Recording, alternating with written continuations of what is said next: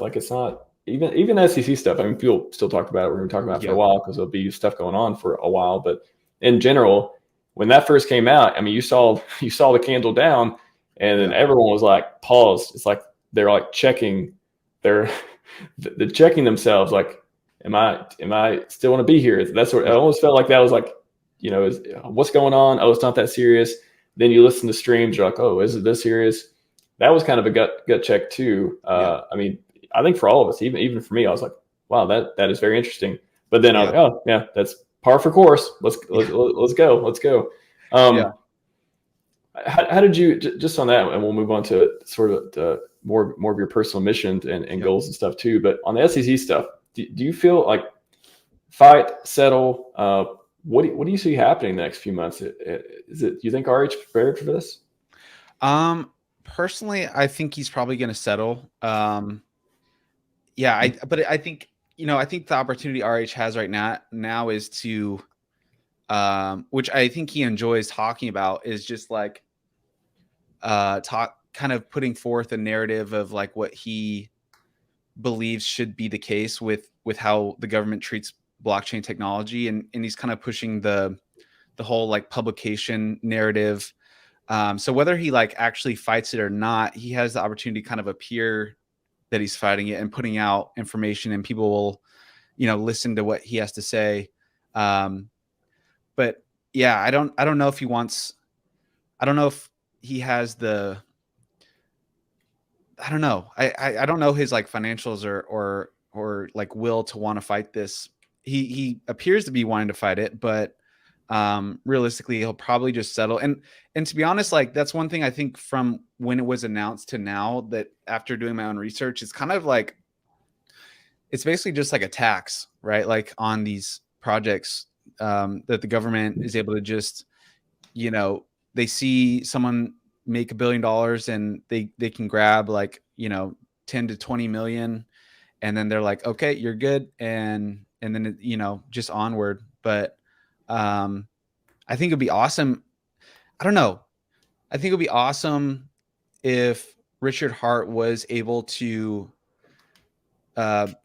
take this precedent of publication and blockchain technology and fight the case and win, and then that becomes precedent. But there is no precedent for, I don't know, for the stuff all the stuff he published. I'm like, I think it's a stretch, but it would be huge if he could pull that off. But as far as like PulseChain goes, I mean, it just, to me, it doesn't really change anything except for what we've talked about, but now we actually have to do it, which is no expectations from the work of others. Like, we have to all take it upon ourselves to make PulseChain great. We can't expect Richard Hart to do it for us. And we kind of like talked about that. Like, we've always said that, but now it's like, okay, if we want to be successful, it has to be true, and we have to make it happen.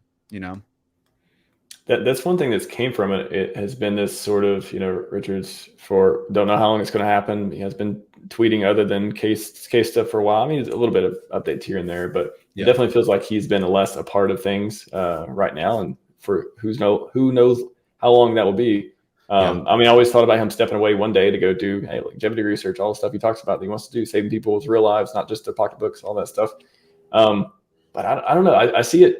I don't know. I won't say I've spent a ton of time thinking about it, but when part of me thinks, the fight until the end, that's part of the glory story. Like, he needs that to be part of this chapter. It's just like another chapter where he's just going to like win again in the history book kind of thing.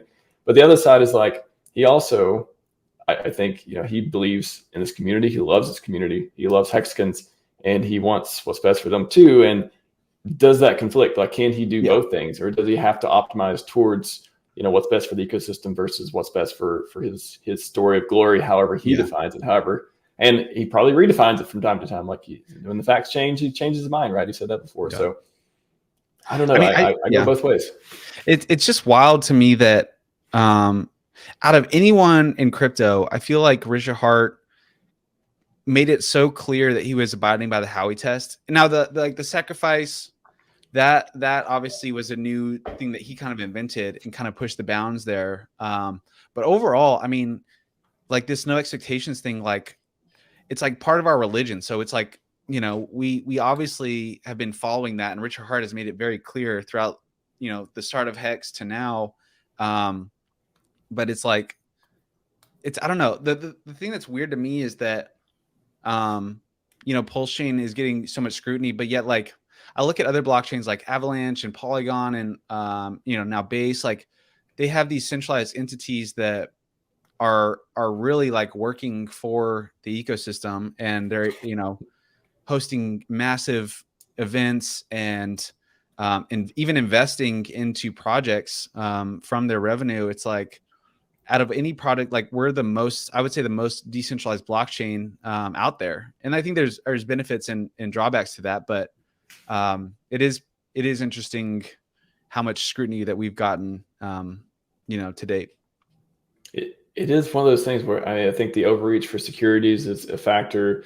The inability for the government or financial institutions otherwise to see what decentralization means and apply that and be flexible in certain ways when there are no victims, there's no one getting harmed. There's just, you know, maybe random people don't like the guy and they try to sue him. But other than that, you have a community, you know, Sommy always says 150K strong that's here, and we're willing to do whatever to make this stuff successful. So there's a ton of things I think that need to change, and hopefully we'll get clarity on.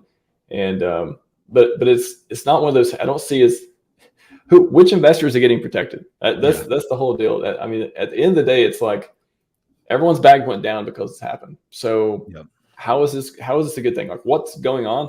What, like Richard's famous line, whatever the government's doing is not working. Just from the documentary, like that is like so clear right now. I think to